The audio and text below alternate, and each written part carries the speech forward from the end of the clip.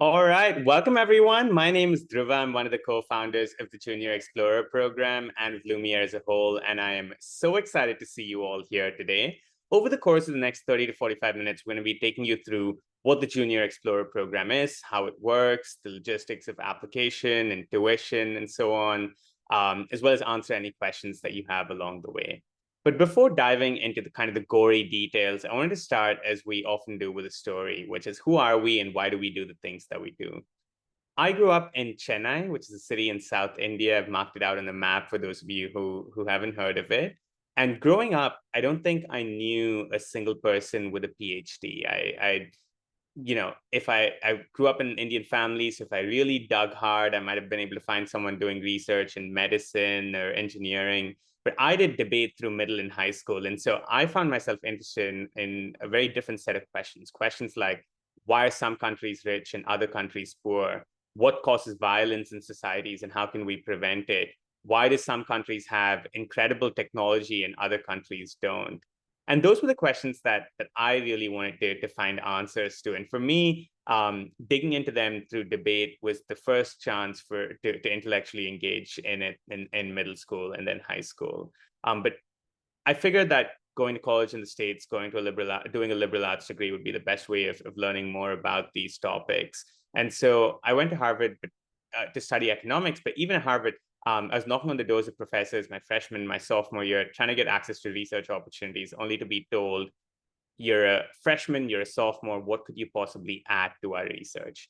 That changed the summer after my sophomore year when I got to do one-on-one research with a mentor who was doing research in kind of gaps in employment between men and women. And that changed the trajectory of my life. And I think it really comes down to finding a mentor who cares about a topic as much as you do, who's willing to make the time to think through problems with you, to help you explore what you're interested in, and who can really open up the aperture for the types of things that you think possible for yourself. And so that put me on a path of research. I continued doing that through junior and senior years. I ended up deciding at the end of college to become a professional nerd. So I went straight into graduate school, did a master's and a PhD in international development before co-founding Lumiere.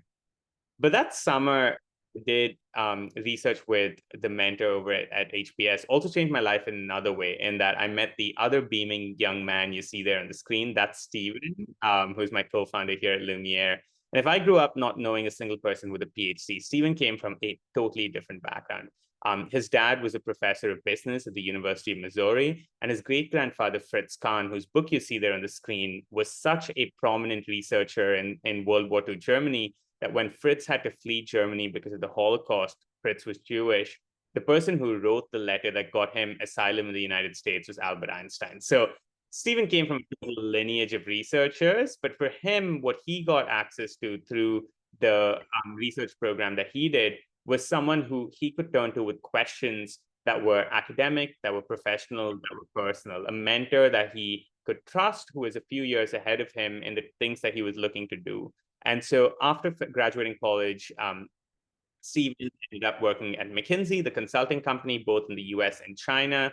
And many years after that program, we were talking and we realized that while we were privileged to have these kinds of opportunities in college, we would have loved to have started exploring our interests earlier in middle school and high school, so that we would have been able to make more informed decisions about the kinds of things that we wanted to do, the kinds of classes we wanted to take, the kinds of extracurriculars we wanted to do.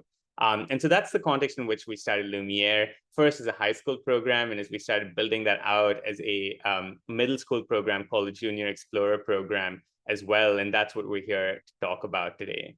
In the last year, we've had thousands of students do the program.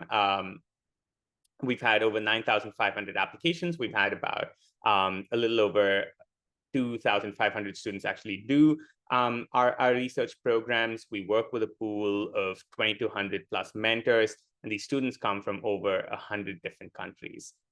And the goal of the Junior Explorer program is threefold. The idea here isn't that middle school students can or should be doing intensive research.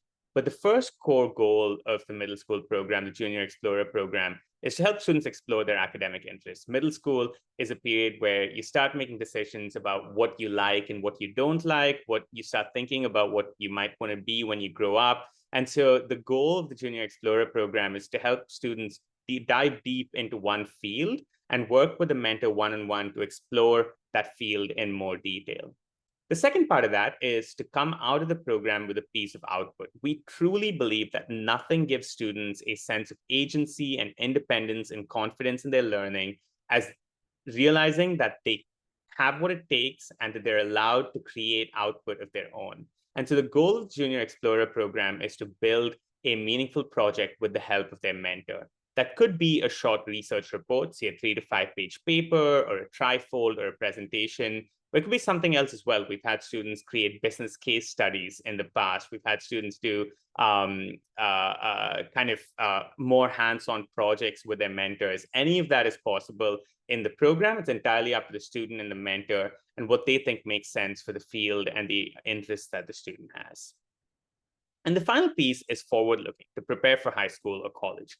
Ideally, a student does the Junior Explorer program and realizes, oh my God, I love biology. I want to keep doing this. And in that case, this becomes a program that opens doors, that allows them to take more advanced classes sooner, that when they apply to competitive summer programs like CTY or RSI, the Research Sciences Institute, down the line, this becomes something that they can talk about on their resume that opens doors to these incredibly competitive and prestigious programs.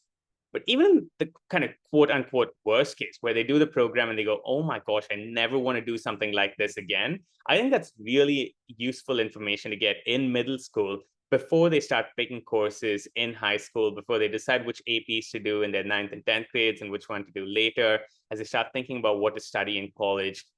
We think experimenting with academic interests early really helps students chart a course for themselves through the rest of middle school and high school that sets them up for success. With JEP, we've got mentors and students in pretty much any field you can imagine. Our most popular fields tend to be areas like biology, economics and business, psychology, computer science, and physics and engineering. But we've got mentors in a pretty wide range of fields. We've had mentors who've worked with students on projects in art history, in Russian cultural studies, in philosophy, in linguistics, and everything in between. These mentors are all current PhD students or postdocs at top research universities, both in the US and some of the top universities in the UK. We spend a lot of time doing outreach to these folks, interviewing them, onboarding them, training them. And as they work with our students, we also get feedback both from students and parents that informs our decision about continuing to work with these mentors.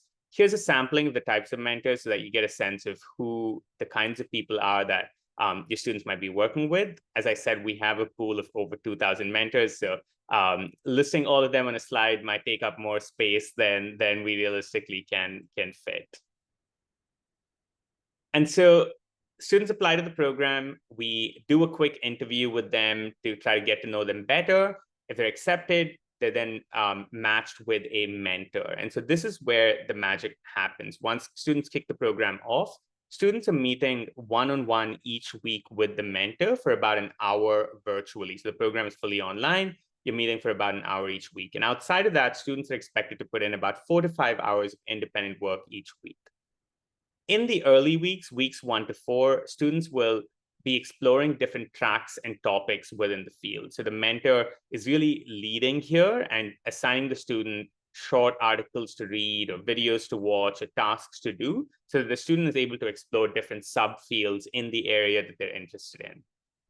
The student then, with the help of the mentor, picks a specific topic area or question and defines the project between weeks 5 to 6. And between week 6 to 8, the student is really focused on creating that meaningful piece of output, whether that's a research report or a presentation or a proposal or something else. Students doing the work of writing it, the mentor's coming back with feedback, giving them edits, the student is going back and forth, and the program wraps up with the student submitting their final output. The mentor writes them an evaluation. We have a graduation ceremony where we celebrate them, and then we send them off into the wild. To make that more concrete, we wanted to give you examples of a few different tracks that students could take and what that could look like. As I said, students aren't confined to one of these tracks. They could do pretty much any field they want. But let's say a student comes in interested in kind of biology and medicine in that area. And so the mentor might say, okay, the first 4 weeks of exploration, we're going to be looking at 4 subtopics. Week 1, we're looking at kind of anatomy and how the human body is structured. In week 2, we're looking at diseases, what causes diseases, what do we know about them, how can we prevent them? The third, we're going to dive deeper into a specific subfield of genetics, understanding genes and how they work and what gene editing is. And week 4, we look at kind of broader, bigger picture questions of how species adapt and survive in a changing world. Of course, a student in the process of 4 weeks is not going to become an expert in any one of these areas, but the goal is for them to learn enough to understand kind of what research in the field looks like and what the big questions in the field are. But after week 4 is when students start to specialize. So students pick a specific research question. So let's say based on the conversations that the student and the mentor has, they decide that they really like gene editing and they want to think about how that relates to diseases. So a combination of weeks 2 and 3. And so they might pick the question, how does CRISPR gene editing technology, which actually is a topic that a student has done a research project about, which you'll see in a few slides. How does gene editing technology have, what kind of potential does it have to treat sickle cell anemia, which is a genetic disease? And so students might dig deep into research papers, into existing experiments in the field, and based on that, put together a 3 to 5 page literature review or research report that they work on in the final 2 weeks of the program. Along the way, students have a program manager who's overseeing the program for them, stepping in if they have any questions, if they have any issues, coordinating between them and the mentor, reaching out to you, the parents, if there's any concerns to get, and we need to get the student back on track. Students also have access to writing coaches that they can meet a couple of times over the course of the program for specific feedback on their structure, clarity, writing, things like that. So that was a biology and medicine example. Let's look at a business entrepreneurship type of student. Let's say a student comes in with this interest. And over the course of the first 4 weeks, they're exploring again. In week 1, they're exploring the key components of successful business ventures, kind of what the drivers of success in business are according to the research. Week 2, they're looking at the kind of nuts and bolts of business plans. What does it take to plan a market entry strategy? Week 3, they're looking at things like branding and marketing. And week 4, they're looking at financial structures and building out the finances for a company. Based on all of this, let's say students decide that what they're really excited about is kind of market entry strategies and the early period of a business starting up. And so they decide to do a case study on Lego and how Lego started and initially gained success. And so in their final weeks, they're working on writing a case study. And if any of you have come across these Harvard Business School type case studies, they basically present a point in time description of a company and present a kind of question or issue that that company is wrestling with and how the company ended up deciding to go forward. Finally, here's a sample structure for AI and data science. So this is a student that we're assuming comes in with some amount of coding experience. I think if a student really wants to do data science or AI, it's helpful for them to come in with some Python coding experience. But assuming that the student has that, then week 1, the mentor dives into understanding kind of what the fundamentals of data science are. Then they look at a few different types of applications of data science. So in week 2, they could be looking at natural language processing, kind of studying words, sentences, sentiments. Week 3, they might be looking at kind of data visualization and how to make sense of data through analysis. And week 4, they might be looking at image and video processing and how computers recognize faces and voices. And based on that, let's say the student lives in New York City and the mentor and the student together decide that a project on forecasting weather patterns using machine learning and AI in NYC makes sense for them. And then week 7 to 8, they work on building that out and creating a presentation to share their findings. So that would be an example of what a computer science, AI, data science student could look like. Finally, for those of you who are in the humanities, here's an example from history. A sample structure there might be that for the first 4 weeks, mentors are looking at different periods of history. So there might be kind of ancient history, more modern history, civil rights history in the US as well. And then based on those kind of early periods of exploration, once again, the student decides a question, how did the Nile River influence the daily life and agriculture of ancient Egyptians, and writes a longer literature review. And that's basically up to the student and the mentor based on what fits the student. So those are the examples of kind of templates of what it could look like in different areas. I see some questions in the chat. Can they use the research to build a trifold for local science fairs, and will the mentor help? Absolutely. If the output that makes the most sense is a trifold, students are welcome to do that. Mentors can help them build that out. Will the mentor help to work on a new hypothesis, or is it researching existing ones? So in terms of helping pick the question, the mentor is super involved and will help the student kind of decide between questions that the student is interested in. The mentor won't be the one giving the student a question. It needs to be student-driven and led, but the mentor is there as a guide and a supervisor and advisor, helping the student pick a question that works well for them. Whether that question is then answered using existing data and research, so what's called a literature review, or new data, depends a little bit on how familiar the student is with kind of statistics and analysis coming in, and how clear they make it to their mentor early on the program that that's a goal for them, so that the mentor can then build that upskilling into the program. It's definitely possible. We've had students do original analysis in the past, but it definitely requires a level of statistical sophistication that students are unlikely to have unless they come in with that already, or make it very clear to their mentors early on in the program that they want that, and then mentors can help get them up to speed with that. How much do the mentors help with refining the research topic? I think I answered that question. So usually when I'm working with a student, I say, okay, hey guys, the first 4 weeks are up. We've explored a few different areas. Next week, you've got to pick a research question. So think a little bit about what you've read and what we've talked about, what you found interesting, what you found really boring. And based on that, come into our next meeting with 3 potential questions that you're interested in. And then I'll spend that next meeting going back and forth, going, okay, that first question, super, super interesting, but unfortunately not really something that you can do in 4 weeks, in the 4 weeks we have left. So I think that'd be a good topic for you to hold on to for later. That second question, really interesting and doable, but I think the phrasing is a little off. How about if we phrase it this way? So that's usually what the back and forth that I have with a student looks like. So the mentor is definitely super involved in defining and refining the research topic. The student wants to do data gathering, for example, plant growing. Can the program be extended?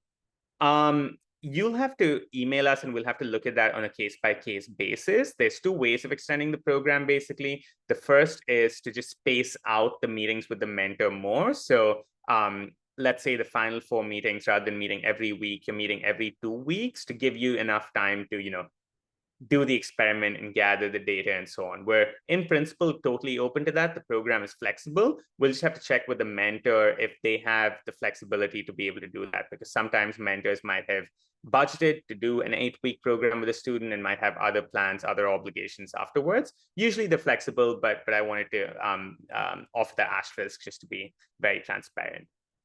The other option, of course, is we don't space out the sessions with the mentor, but add on sessions with the mentor and say, okay, in the usual program, you have 8 one-hour sessions with the mentor. Let's expand that to 12. And then we'd have to talk through what that could look like in terms of additional tuition for extending the program. So just email us if that's something that you're interested in as you start the program, and we can figure it out.